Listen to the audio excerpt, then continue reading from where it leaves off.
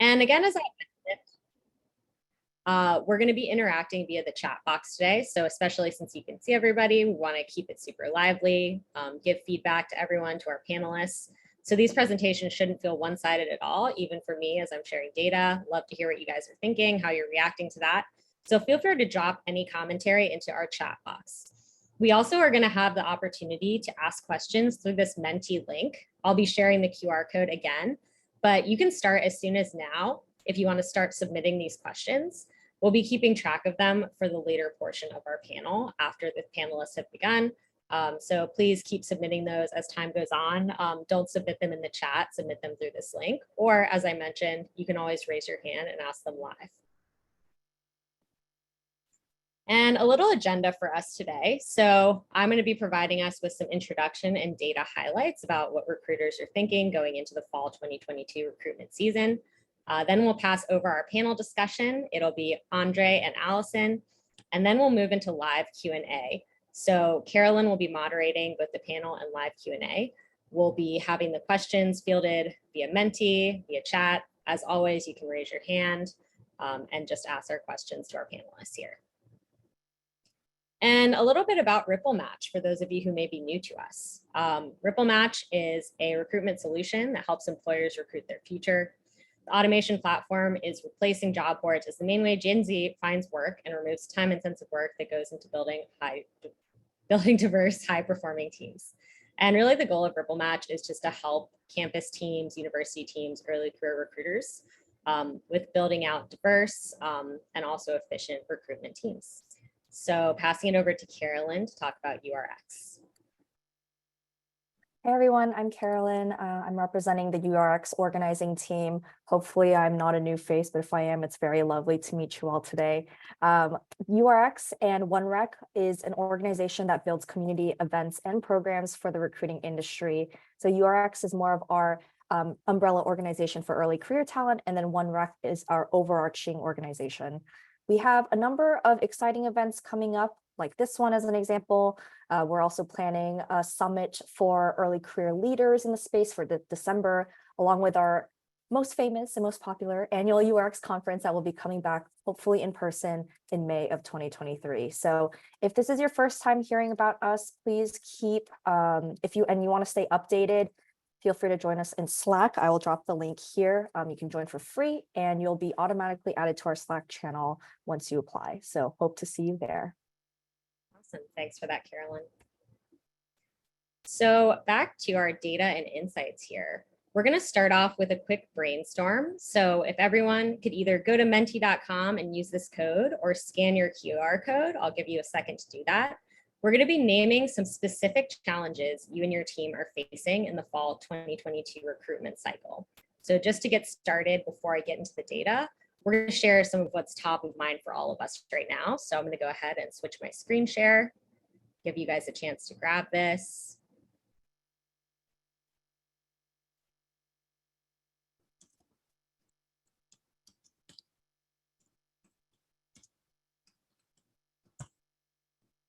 Alrighty, does everybody have it?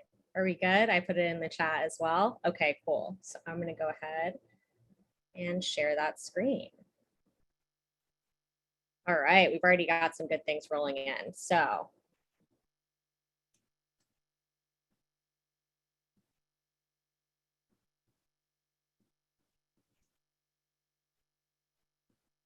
okay, so we're seeing head count. That's a big one.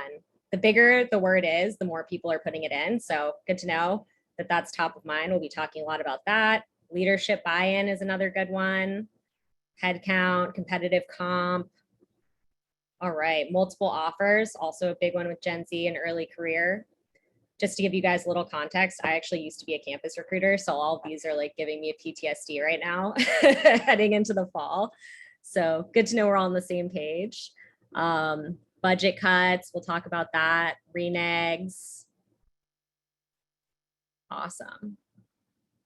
I feel like we have a lot of things top of mind, so you can go ahead and keep submitting. I'll share this word cloud out after the meeting as well, but I'm going to go ahead and move into some of our data and insights around all the things we brought up.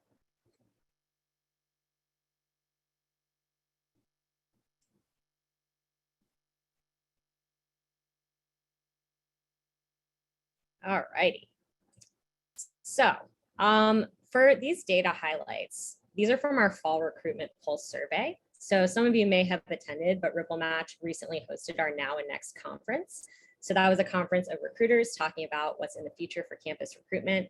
We surveyed about a little over 100 of them and came up with the results that are going to be shared here.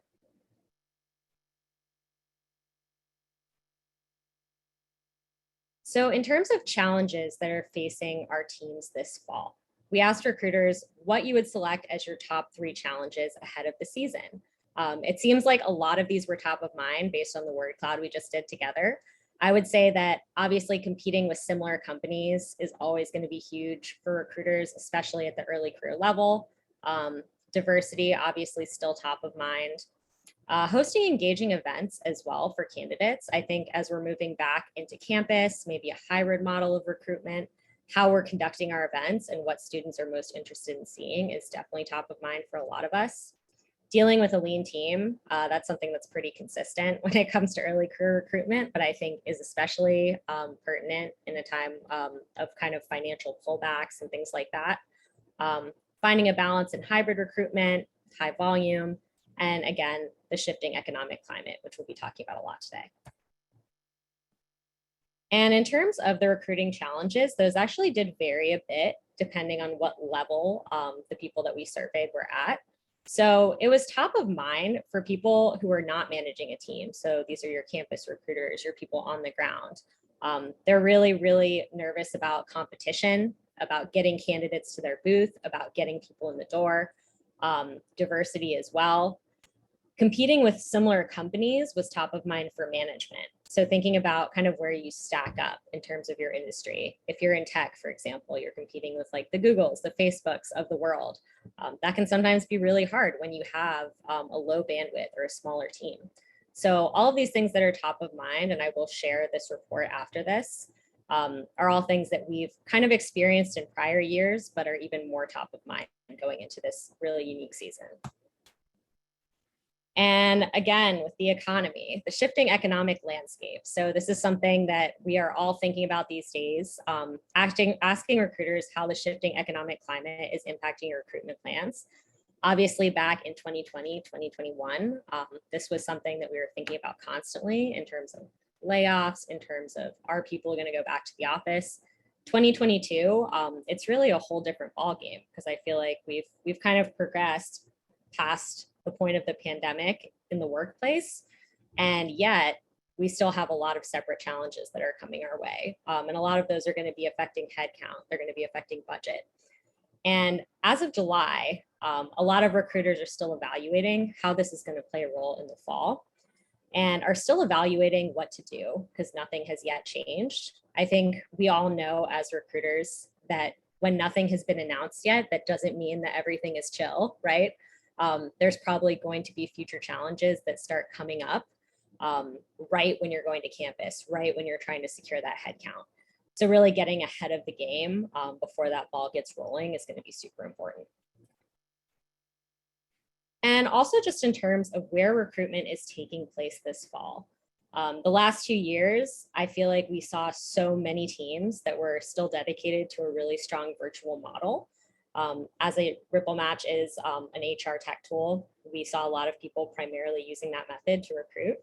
Now we're seeing more that people are using a mix. So they're still tapping into those strong virtual channels they established during the more pandemic heavy phase of recruitment.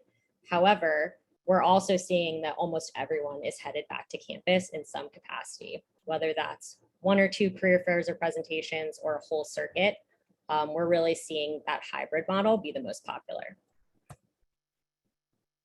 And another thing that's always going to be top of mind is diversity. So we did always ask recruiters what strategies they're using to employ a diverse slate. Most teams are leveraging both partnerships and technology. So as I mentioned, a lot of teams have really developed strong virtual channels throughout the pandemic.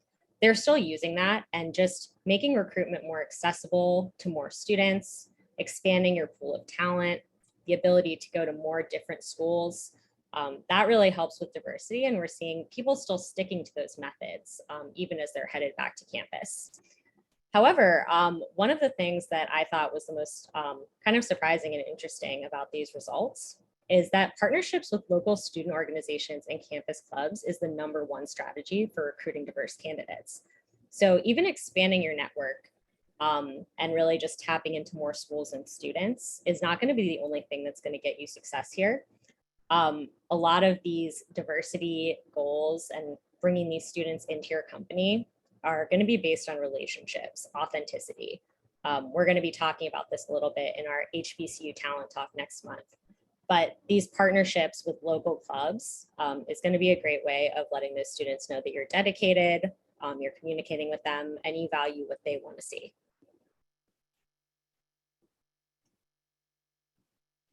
And lastly, just the knowledge gaps around Gen Z candidates. We asked recruiters what gaps of knowledge they feel like they have today when it comes to Gen Z. And I think obviously #1, what kind of events Gen Z wants to attend? We don't know, like, do they have Zoom fatigue? Do they not want to hop on another Zoom presentation? Are they willing to go in person? Like, do they feel safe on campus? That's also still really, really present in the mind. What salaries they're being offered by competitors. So I think all of us know that Gen Z is one of the most salary competitive generations of talent we've seen. Knowing salary benchmarking and understanding where you stack up in terms of your industry, that's going to be important when you're headed out to campus to compete. Benefits, same thing. And also what Gen Z wants to see from D&I efforts. I've actually been speaking to a number of Gen Z candidates. We're going to be hosting a Gen Z panel on August 30th, which I'll send you information about after this. Almost every single Gen Z candidate I've spoken to has mentioned wanting to see a strong D&I effort from the companies they're applying to. So definitely something that's going to be really important, getting those candidates in. Obviously, professional development, super important to candidates as well. And we've gone on and on about candidate experience at Ripple Match, but it still remains to be very important to those students, especially in Gen Z, hybrid versus in-person or remote, and relocation. And thinking beyond the fall. So in terms of long-term challenges to recruit Gen Z, fall 2022 and beyond, some of the responses from this question were really interesting. I think a lot of them are consistent with what we've approached the last couple of years. Meeting increasing salary demands from candidates, adjusting to limited recruiting resources. So if you're heading to campus and suddenly your headcount is pulled back or your budget is more limited, what's that going to look like in terms of how you're using virtual recruitment or how you're paring back on your campus schedule to really make that work? In terms of competing with similar companies for the same pool of talent, really finding your why and your branding with these students, telling them why your company is special and why they should go with you versus one of these larger companies. Demonstrating the value of hiring young talent to leadership. So this goes back to our executive buy-in, really convincing leadership that these programs for hiring young people are super important and they have a huge impact on the overall talent and diversity of your organization. The business needs to understand the timelines, the budget, everything that goes into having a successful early career program. And with that, I am going to pass it over to the experts, Alison and Andrei. I'll have them both introduce themselves, and then Carolyn will be asking them some questions. Cool. Alison, would you like to introduce yourself first? Sure. Hi, everyone. My name is Alison Rivera. I'm the Senior Manager of University Recruiting at SiriusXM. Hopefully you're familiar with SiriusXM as a satellite radio company, but we also, over the past few years, have acquired a bunch of companies, as you can kind of see listed out on my background here. So my job actually encompasses the entire internship program across all of our different business units. As a little bit of context, I've been at Sirius for about going on 5 years now, and I've managed all things internships. I've also taken in a couple of fellowship programs as well as apprenticeship programs. I have a team of 2, so really small over here, despite kind of the high numbers that we have. So can definitely speak to a lot of that. And in my former life, before I moved over to Sirius, I was a career counselor. So lots of experience working with students, running internship programs, and working with universities on that side. And I'm excited to be here. Awesome. Thank you. Andrei, take it away. Andrei, I am a director of partnerships here at Northeastern. And a lot of people do not know this, but Northeastern, in addition to being a Boston-based university, has a global network of universities that they're building around the US, around Canada, increasingly around the world. So I've been here about 3 years now and was hired with a specific charter to think about broadly, how can universities think more holistically of how they partner with industry? So yes, that means getting our students to jobs and internships and co-ops and those sort of things. But it really is about thinking more broadly about solving the talent needs that companies have and kind of working with them very closely around that. So that's what I've been up to for the last 3 years. And starting soon, I'm also transitioning into a new role, shifting my focus a little bit away from the San Francisco Bay Area, where we've been primarily engaging with the employers here, and thinking about kind of how as a Northeastern as a network can really kind of engage with national employers, international employers, and build new types of experiences that also impact both the talent agenda that the employer may have, but also influence the actual curricular and overall student experience that we have. So I'm pretty excited to be taking that on. Have been part of URX for about 3 years now, and I just love this community. So excited to have a good conversation. And I always hesitate when people say that there's some experts. I consider more of a student of kind of the interaction between employers and students. So excited to hear from you all as well. Awesome. Thank you both for the intro. I'll ask my first question to Alison. So given your time at SiriusXM, you've obviously been there long before COVID, during COVID, and now just the current status quo. And so I'm curious to know how you've thought about this year compared to previous years or recruiting seasons. Yeah, I was reflecting on this question before, and I feel like the past few years, every year has presented new challenges. Obviously, in the past 2 years, it's looked really different than previously. But personally, at my company, we've gone through a lot of transition just in our acquisition, our biggest acquisition that we had in 2019 when we acquired Pandora. So I just feel like, as with anything in the world of university recruiting, like we always have to be flexible and nimble. And we always have to be thinking about like, what are the needs of our business today, and focusing less on comparisons of previous years and what might have worked in the past, and really thinking about like, where are we at this time? So the biggest thing that's been facing me as I'm getting ready to think about next year and jumping into the recruiting season is that we've pulled back on our hiring, and we've also pulled back on our budgets. We're really, we're a relatively conservative financial company in terms of like, we make good money. We are really important that we meet our investors and our stakeholders. And so in that way, our CEO has come down and said, like, we're reevaluating hiring, we're reevaluating budgets, travel and expense being number one. And so that's really made me think like, okay, I got to throw out a lot of what I had planned or thought I could do this fall and pivot, and still think about what are those high value experiences that I can offer and expertise I can offer if I can't maybe go in person like I had originally planned. Or maybe I don't have as much budget to sponsor a student club in my initial plan, but I can still do in-kind things or offer expertise or insight into our business that otherwise would have looked different in previous years, or even the plans that I had for myself a month ago that have kind of been put upside down and put on hold for right now. So I think it's just presenting a new challenge personally for me, but it's really reminding me to reflect and think about like what I do have in control and where our business is today. And also just like thinking about how we can speak to students during this recruiting season and like a larger economic uncertainty that all of us are facing in this country and world at this time, and how we can work to like educate students about that and just like speak to what we can do. So I feel like those are a lot of the things that have kind of come up this year that I wasn't planning for, but looking to, pivot, and I'll take any advice and insights that people also have been facing and how they're looking at these as well. So totally not know everything, but that's kind of top of mind for me right now. I'm so glad that you brought up thinking go ahead, Carol. All good. I was just going to say, Allison, I'm so glad that you mentioned that despite everything going on, we're still actively thinking about what high value experiences that we can still offer. And so I thought that would be a great way to pass that on to Andrei to hear about what you're thinking about and what you've seen on the university side for this year. As I was hearing Allison speak, I couldn't agree more. And it reminds me in some ways to where universities were in the fall of 2021. So most employers, if you think back to that time, they were primarily operating in a virtual only environment, both in the way that people were working, but the way that we're also approaching recruiting. For a number of reasons, actually, universities were under a lot of pressure to reopen, but they knew that they couldn't reopen in a way that they had before because, you know, the virus was still going around. There was a lot of uncertainty.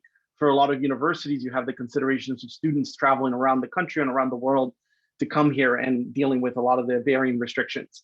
But it reminds me of that because we're in an environment right now, as the data showed in the Ripple Match survey, where in some ways it's a brand new day, as Allison said, and doing hybrid is completely different than doing virtual. And we learned that actually the hard way, where, to give you an example, faculty really had gotten really good at engaging students in a virtual format.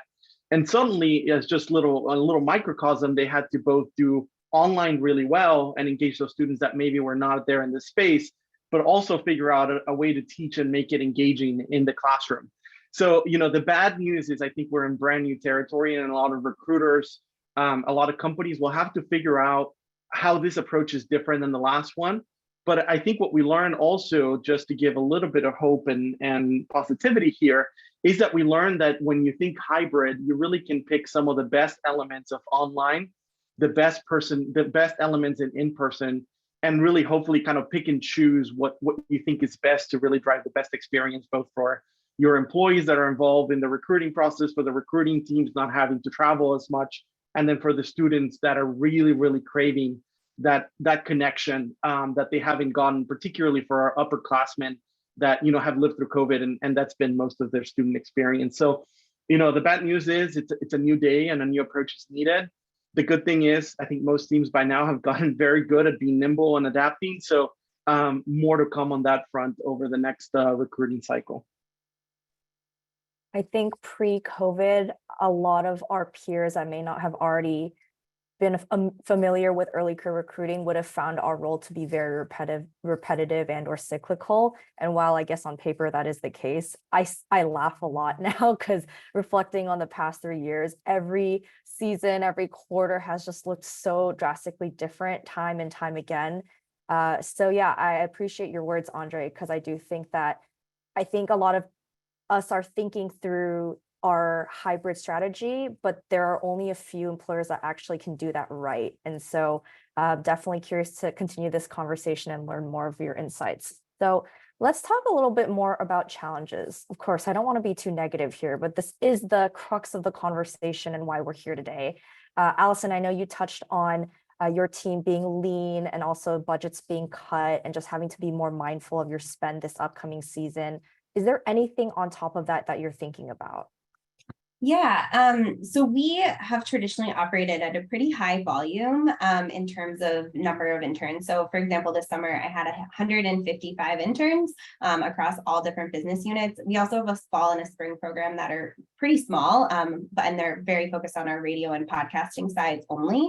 And so, you know, I'm taking this opportunity to really think about how can I advocate for a smaller program with a higher impact and a higher conversion rate from there? So it's a win-win because I think, you know, while I love giving these opportunities to literally like 300 people, if I could, that would drive me even more crazy than I have been these past 10 weeks. But, you know, I really want to think of like how we can make that experience even more like intentional for these students. And we all know that like the smaller the program, you know, the more time you're going to have just to focus individually on each student's growth and development over their internship period.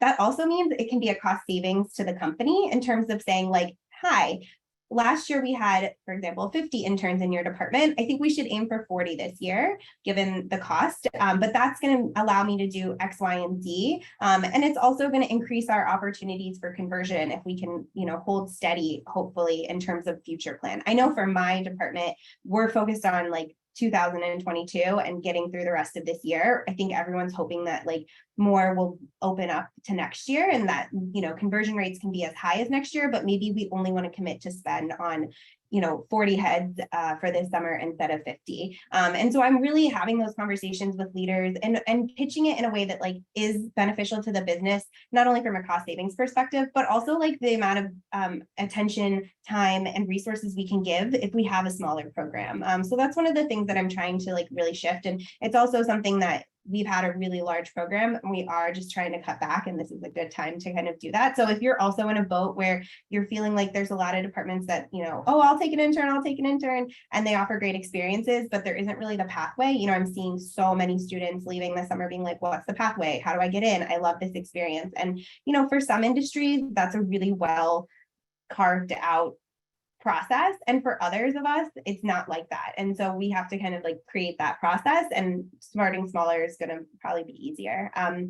So that's one of the things. I mean, just virtually speaking, you know, we're switching to a lot of virtual, and then I'm also thinking about like, if I can't make it to a specific location, but we have a ton of offices around the country, is there someone locally that I can train? Can I bring resources? Can I get them to go on my behalf? You know, utilizing not just your team, and I have to constantly think about that, and thinking about everyone else, because I have so many people across my company who are so passionate about what they do and love to share their experiences. So maybe leaning into that more than you've done in previous years is something that can also help fight that opportunity of like, I can't physically be there, but I can train someone on or give them the high level stuff and they can represent us.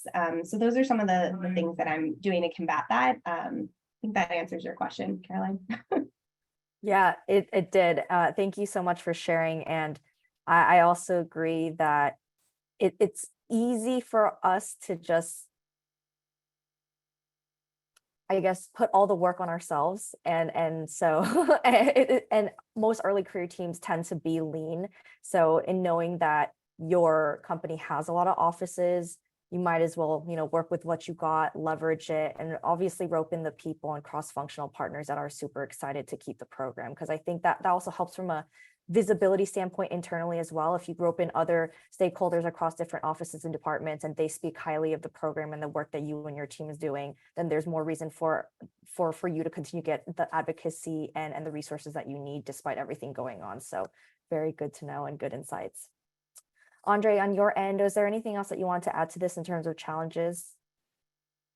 I think you touched on this already, but just to emphasize that just the pace of how quickly we're going to have to intake information. So I was looking back in preparation for this panel at the data from about 2 months ago that NACE sent out, and the confidence for hiring, this is in kind of late April, was higher than in 2021.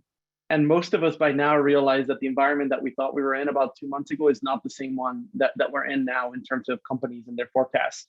So, you know, just to emphasize and not to be the dead horse here, right, is that the approach that we take probably in the fall and increasingly, I think also in the spring, will require a slightly different approach that we have in the past. But again, this is where maybe having a virtual strategy that's just as strong as your typical kind of stopping on campus right in the fall strategy that many employers follow, that could open up a lot of opportunities for you to do some maybe later recruiting engagement and those sorts of things. So yeah, but it is clear that maybe similar to when COVID first started, you know, the economy could grow very quickly. And if you look at the job reports in this month, that also looks promising, but at the same time, it could completely go the other way. So just having that flexibility is going to be super important as a core kind of guiding principle for your strategy.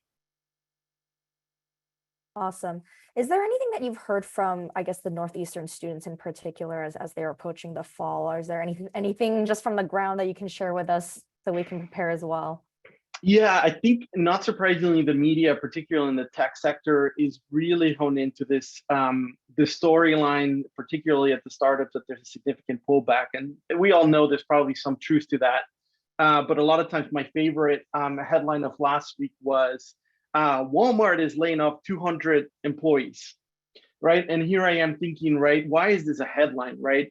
In the sense that if you look at the percentage of employees that are actually impacted, we're probably kind of overhyping, right, the correction that's happening. So what I try to tell a lot of the students, right, is to both bring a little bit of calm into the conversation, right, and say, look, we are in an uncertain economic environment. A lot of companies are looking at their headcount and being very smart about how they hire. But for every headline that you read about how things are going wrong, there's probably just as many opportunities at some companies that are growing at the same time. So it's this kind of interesting balance of managing the expectations that, again, from a student perspective, the recruiting cycle may not be the same as maybe what they experienced in the last fall. But at the same time, that is not all doom and gloom, right? And every company is laying off every employee and there won't be any opportunities, because clearly, if you look at LinkedIn over the last week, that's not the case. It's just they have to be more thoughtful about where they look. And maybe we'll get into this later, but there's also, we encourage students to follow slightly different strategies than they have in the past. And I think those are super important. For sure. Yeah, I also read a stat recently that Microsoft had unfortunately laid off, I think 1 or 2% of their workforce, and that number ended up being 1,000. So a lot of headlines just said Microsoft laid off 1,000 employees. And I noticed that some folks on my LinkedIn were freaking out about that. But when you realize that Microsoft has 180,000 plus employees in their workforce, it's maybe just a correction in priorities as opposed to them directly addressing economic shifts in the market. So definitely a good thing to keep an eye on, especially knowing that students are consuming content from so many different mediums, and a lot of media companies are always trying to seek the best clickbaity article as well. So yeah, good insight there. I want to quickly shift over to what I want to say is the hottest topic of 2022 and maybe fall of 2021, which was renegs, because I do think that that's probably something that's top of mind for a lot of folks going into the fall season as well. So Alison, what are some things that SiriusXM is doing to hopefully mitigate renegs, either right now with your summer interns that are wrapping up, or things that you're thinking about for fall recruiting? Yeah, so that was like the topic of the last year. I feel like we've all been talking about it, especially at the URX conference. I think in May, it was every panel discussed it, even if it wasn't on the topic list. So what we did is we came together as a team and I said, let's write a policy. Like, let's figure out what we want to do and have a stance about, what we think is the best piece. And let's talk about like a multi-pronged approach to this, because we're really not in a place where we want to penalize students. Like, we have all been there. As a former career counselor, I know what it's like to have a student sitting in my office and like freaking out about all these different opportunities and what's the right fit. And they think this is the rest of their life. And I'm like, it's not, this is like a small part of, a 40-year career that you're going to have. And so what we did is we came up with like, the first piece is that we want to do more education around this. So this is something that like we brought up, we did a tips from HR workshop at the end of the summer where we kind of talked through like how to prepare for a job search and like how to pipeline into opportunities at our company and like what to be thinking about. And we took time for me to get on my soapbox a little bit and just like talk about this topic of renegs. I had, my interns here, and I hope they go back and socialize these ideas with their friends in terms of like what this means, how this is impacting their, future opportunities and their feelings about this. And also like helping them think a little bit from a company perspective. You can go on LinkedIn and we see, students who unfortunately have had job offers taken away from them. And so they feel like there's not as much connection and that they don't owe these companies that much. But I always am saying like, let's educate ourselves. Like, what were those industries where these things are happening? What are the risks that you're entering into? Like, we can't compare apples to oranges. SiriusXM is a very different type of company than even people want to compare us to, like a Spotify. Like, we're not a high growth company in the way that Spotify is. We make money every single year, billions of dollars.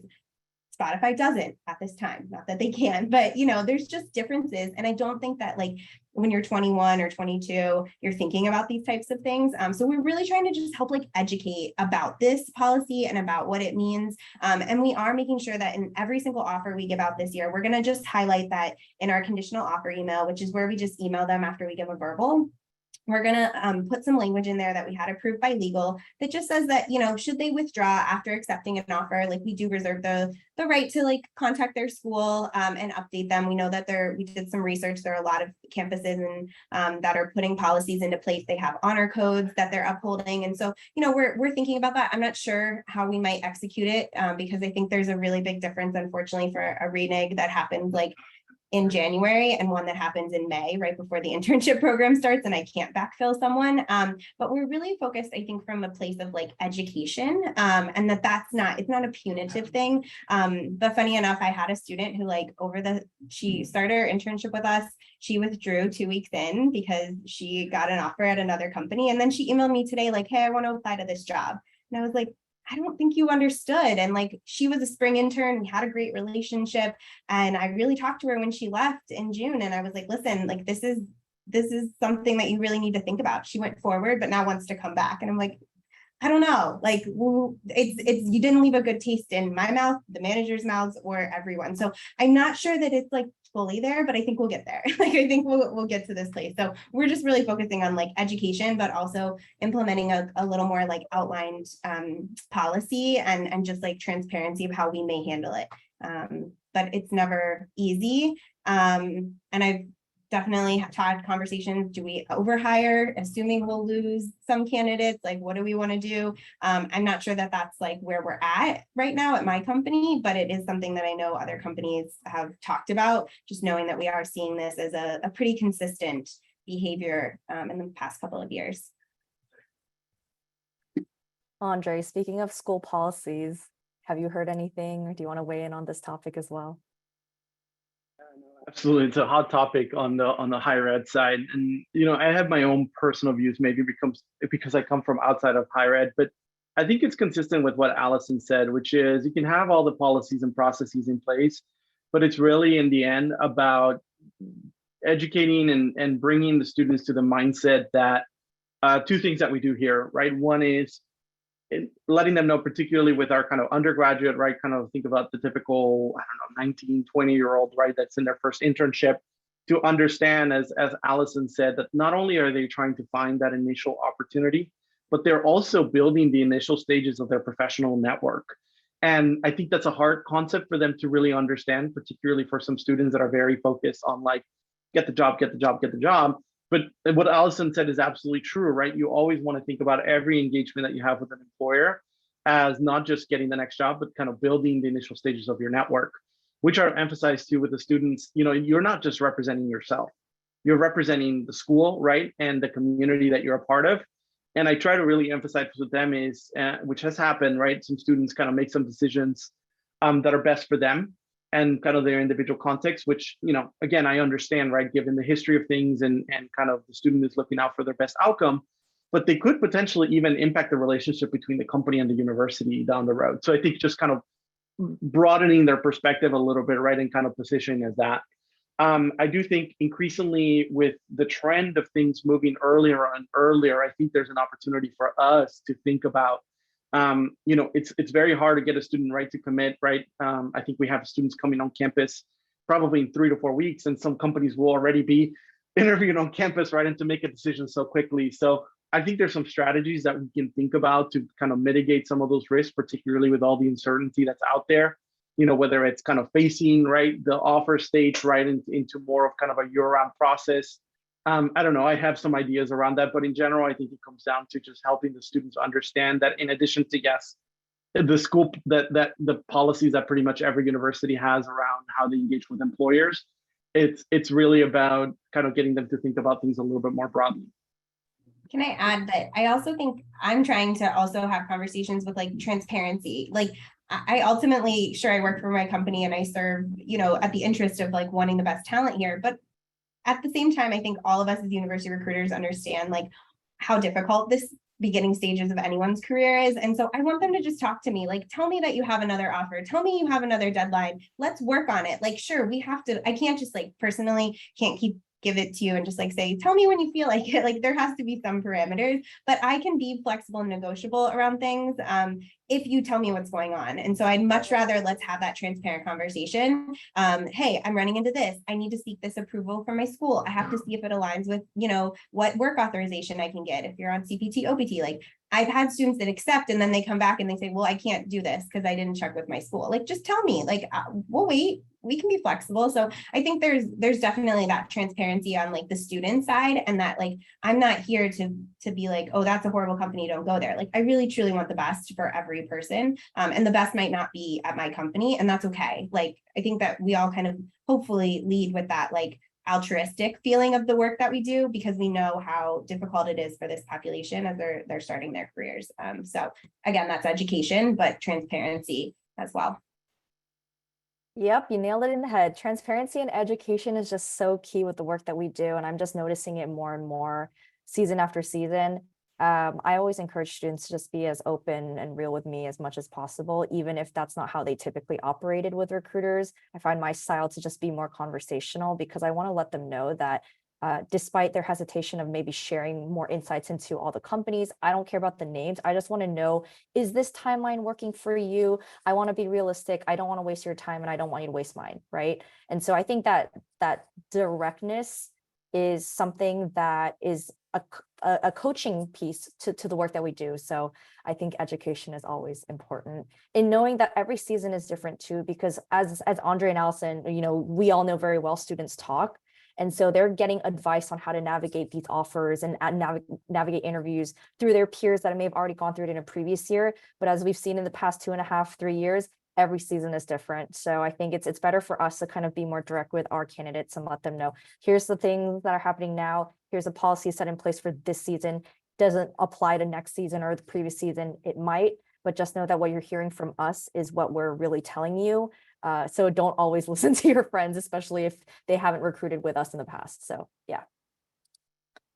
Cool. So the last question I wanted to, or the last topic I wanted to really touch on very, very quickly was about budget, specifically about compensation. So for Alison, I know that early career candidates are starting to have higher expectations for entry-level compensation year over year. And of course, the current economic climate is affecting budgets from both like the program standpoint, along with intern and new grad comps. So how are you thinking about managing expectations, either internally in the business and then also externally with your candidates? Yeah, so from an internal perspective, taking the data, not only data that, we get in the marketplace, but I think, Carolyn, you were saying that like, it's helpful to know what other companies are doing as like just benchmarking data, like what they're being offered. I don't know if I care about the name unless it's like not in an industry that's comparable, but pulling all that information together, working with our compensation team, having conversations about like, what is our philosophy as it relates to inflation? How are we looking at like salaries, future conversion salaries, things like that. And so, I'm doing a lot of like education with my leaders about the market and like what's out there. I mean, I think they all know that the year over year compensation is going up. And so, trying to advocate for what we think is market fair price and also like what we can afford within our own parameters. And so, I do have these conversations with students, like I can't pay as much as an Amazon and a Google and a Facebook. But what I can do is like, we have benefits that they don't probably have. I won't say that they don't, but we have Friday hours. Like we used to have summer Friday hours. Now as a company, every Friday after 12:30, there's no meetings and like you pretty much can sign off. And we let our interns do the same. Like, so they pretty much are only working, 4.5 days, if you will. And we're really allowing that time for like recharge. If they want to catch up on work, they can do it. That's not a benefit that every company can offer. And so, that's something that like we're really focusing on, some of those additional benefits that they're going to get, and thinking about like the overall package, paying for holidays, which not every company can or does do. Is that something that we can implement this year to be more competitive that we haven't done in the past? Looking at other opportunities that might not necessarily be just a higher rate. But again, looking at the data, do we need to change this, and having that tough conversations internally saying like, this isn't going to cut it. We're seeing too many declines at this rate. Like we need to adjust for market price. And if that means we have to have less so that we can pay at that rate, I think we'll get better value in terms of the candidates that will accept that, a little bit higher, and you'll just get a better quality over that. So yeah. Did you say, oh, sorry. Was that for me, Liz, in the chat? I wasn't sure. Oh, I'm just kidding, but yes. Oh, do you want to work? Friday Yeah. really nice. Yes, you want my Friday resume already as well. We're all going the to links days after this. Yes, sorry to all the companies. Yes, we did have summer Fridays only, and then COVID hit and they gave it to us, and then it was like really hard to take it back. So I do love like an afternoon of quiet time, that's for sure. So. I'm jealous. For Andrei, have you observed a shift in priorities from students? So for example, I know that students typically valued like company brand or even the top compensation, but are they shifting their perspectives and maybe looking more at security and stability? So I think one of the biggest thing that has surprised me, and I will tell you, when I interact with some of the students now, I don't feel as close to them generationally as I used to. So there's a little bit of a difference there. I don't want to call myself old, but definitely just a different mindset. And I think we touched on this earlier in the survey, but the thing that outside of comp and kind of the stuff that you would expect, the value alignment is such an important piece of what our students are thinking about in terms of their first career, where it becomes as important as particularly around issues of representation and diversity. You can hear students say, I will not go work for X company. And some of those companies are companies that pay very, very well. And I think that's something that's maybe not new, right, in COVID world, but definitely feels different than it has in the past. I was looking at some of the surveys out there for Gen Z, right, where most of the cohorts that are graduating from, definitely on the undergraduate side. And the other thing that's kind of unique is a lot of the emphasis, which is again, not new, but even bigger emphasis on the learning opportunities that they're going to get as part of the role. So again, kind of recruiters should really focus on that. And in some conversations I've had, I kind of try to distill that, right? So is that really about really opportunities to learn in the long run? Is it about promotion and career path? And actually, when you talk to a lot of the students, they're really focused on like, what is that initial set of projects that you're going to give me? So it's more short-term learning as opposed to, you know, the first 2 to 3 years of their career. Again, maybe this generation is a lot more short-term focused.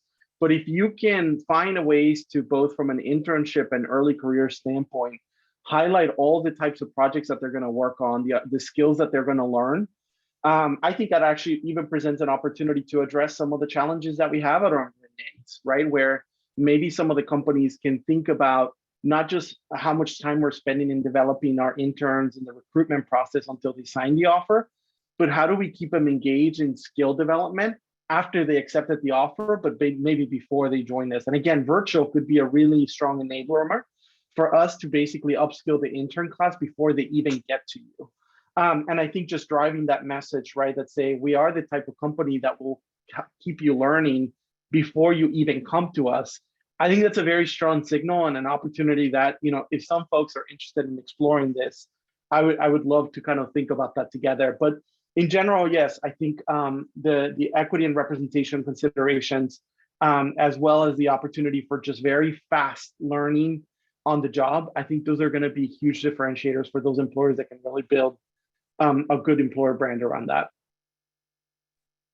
Awesome. Well, we have 10 minutes, and so wanted to make sure that we squeeze in at least 2 or 3 questions. So thank you, Alison. Thank you, Andrei. Liz, I'll let you read out some of the questions. Awesome. So we'll start with some that you all have submitted throughout the session, but if anyone wants to comment, ask a question, feel free to raise your hand. We'll be monitoring that as well. So this first question I have is for Andrei, and I'm going to post it in the chat as well.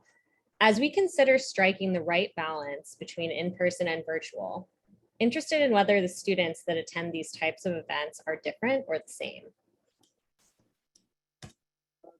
Good question, and there's different angles to take on that. For example, I saw some data out there that, for example, underrepresented students were really liking the online format because it allowed them to kind of take some of the pressure off that. So you can kind of go down that path. But I can tell you that in general, the biggest thing I hear from students is, you know, you've heard of Zoom fatigue, right? You've heard of this idea that, you know, they've been primarily engaging over the last 2 years. They are craving some sort of in-person interaction. Now, back to kind of recruiting strategies, does that mean kind of going back to maybe running an info session or attending a career fair in person? I happen to think that's not the answer because that tends to feel very programmatic in nature, right? But can you think of opportunities for you to come to campus and maybe, as Alison said, leverage your super alums, right, or your super recruiting folks on the business to figure out new ways to connect with the students in a different way? Could be going out to dinner, right, if you're kind of farther out the pipeline, and really kind of maximizing for the elements of in-person interaction that don't necessarily feel as programmatic or as kind of system-like, right, which I think online can do fairly well. So, you know, my hope is that most students, right, if they see an employer that they're kind of tracking, and we're really encouraging students to very narrow their list of employers that they're working with and really focus on building relationships with them, that there will be at least some opportunities, right, for these students to maybe sign up at the beginning of the semester for an info session online, then maybe meet some alums, right? Maybe get the opportunity to go visit the company if they happen to be local. And I think it really does present opportunities for the recruiting teams to think about different event models that they haven't thought of in the past. I saw, I think Figma hosted something in person, right, on LinkedIn, right? And I was just like, that's such an interesting model that hasn't been tried in the past, particularly around the recruiting model. So just thinking creatively, I think is going to be really important, and maximizing for the type of interaction that you want to get with the type of student. But yeah, my hope is that most of the students will be back on campus in the fall.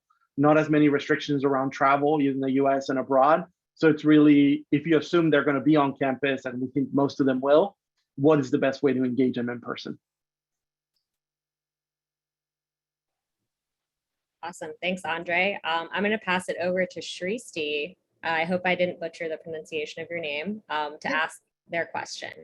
That's all right. Hi, my name is Shrishti. I go to Northeastern here in Boston, and I was a summer intern at SiriusXM this summer. So it's good to find a common ground. So thank you. My question is to Alison, being an international student and requiring visa sponsorship post-graduation. What do you think the company's view is, because it is going to be an investment of thousands of dollars, and like, what's the company's view on this? Like, what are their feelings? Yeah. So, I mean, I think every company has their own internal policies of like where they can get visas approved. I don't think that that is a concern for us. I haven't had any, personally, I haven't had any conversations at our company about that. We're still looking for the best talent and investing in the best talent, and navigating, whatever visa restraints those people might have. We're willing to invest in that. So I don't know that I see that personally at my company, but I imagine other companies, if they're doing a really large cost analysis of heads and where they spend, I think it would depend. So. Awesome. Thank you so much. Thanks, Allison. We're going to go back to Allison for this next submitted question. How do you manage hiring manager expectations in terms of renegs or students declining offers? Yeah.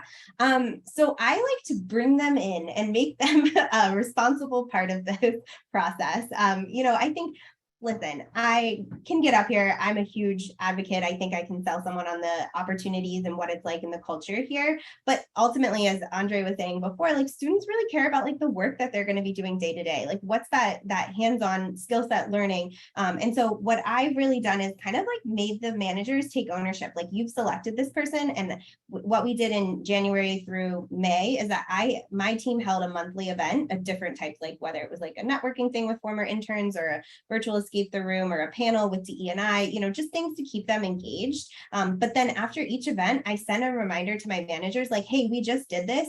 Reach out to your intern, like connect with them, like maintain that relationship, share articles with them, share insights, like set up, just casual touch bases. And so I really feel that like this can't just be on the university recruiting team completely to just mitigate renegs. It has to be an effort from everyone at the company and trying to make that person feel connected and updated over a long period of time, whether that be for a full-time conversion or for, an internship offer. So I kind of want them to be a part of this. I take the lead in terms of reminding them like, hey, reach out, say hello, like that kind of thing. But I think that you kind of have to have that. And then the other pieces that I've really worked with my managers on is like, sometimes we'll debrief after interviews and they'll say like, so-and-so was great, but I don't know that they have the same passion for what we do.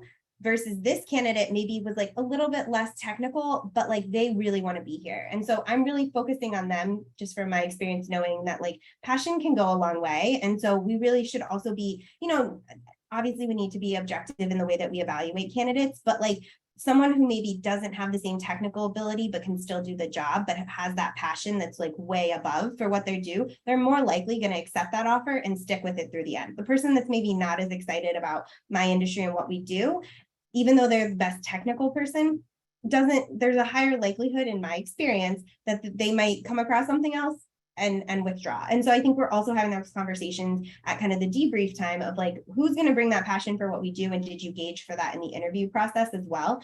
Because it's not just about skill sets, because it also has to be a fit of like interest, industry, values with the company, things like that. So I also think that that's part of the manager's part in the interview process to suss out for that, to help mitigate future renegs. So. Awesome. Thanks for that, Allison. I think we have time for about one more question. So I'm going to go back to Andrei for this one. What are students' expectations on timelines for the fall? Will companies be at a stark disadvantage if we don't have headcount until the end of 2022? It's a difficult question to answer, right? Because it really depends. I mean, the overall trend has been employers moving earlier and earlier in the process to try to get the best chance of getting the students that they want. That said, with all the uncertainty that's happening, I actually think the companies that might be able to do more spring recruiting may actually be at an advantage. Let me give you a very clear example that a lot of times we don't think about. We think about undergraduates a lot of times, right? But think about master students that are starting in the fall with us. They will join Northeastern sometime in August or September, and probably already have to be applying for a lot of the roles that are available and probably interview about 2 to 3 weeks after the introductory courses. Let's use computer science as the example. I think that a lot of companies are missing out on that talent that would be interviewing much better, in a much better position to interview if that exact same student that started with us in the fall would be interviewing in the spring. So again, that's just one example, right? And kind of one population, but you can start to extrapolate from there to say, as the recruiting cycle has moved earlier and earlier, right, for the right reasons and for competitive reasons, there's probably a subset of students that you're not reaching because kind of the rhetoric is that if you don't start recruiting for opportunities, it's really in the fall. The exception to that has really been startups, and I think they've actually been able to find really good talent out there by really having kind of more of a spring or on-demand kind of recruiting cycle, particularly before they engage kind of an early recruiting team, and it's really kind of a grassroots efforts and they're growing their first batch. I will tell you, I've worked with some startups trying to find students in May of last year or May of this year, right? And they were still able to find some fantastic talent because basically everyone by then had been committed, right?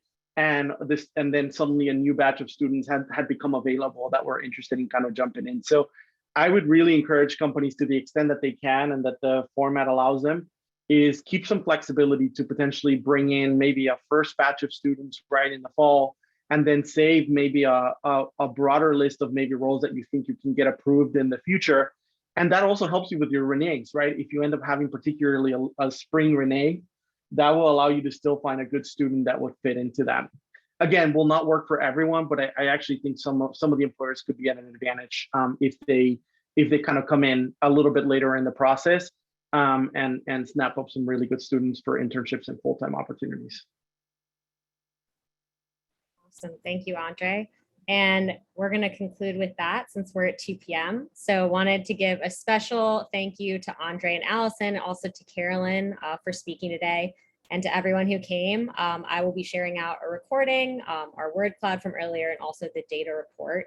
So thank you all again for coming, and we hope to see you at our next Lunch and Learn. Thanks so much, everyone. Thanks, Andrei. Thanks, Alison. Have a good one, everyone. Take care, everyone. Bye.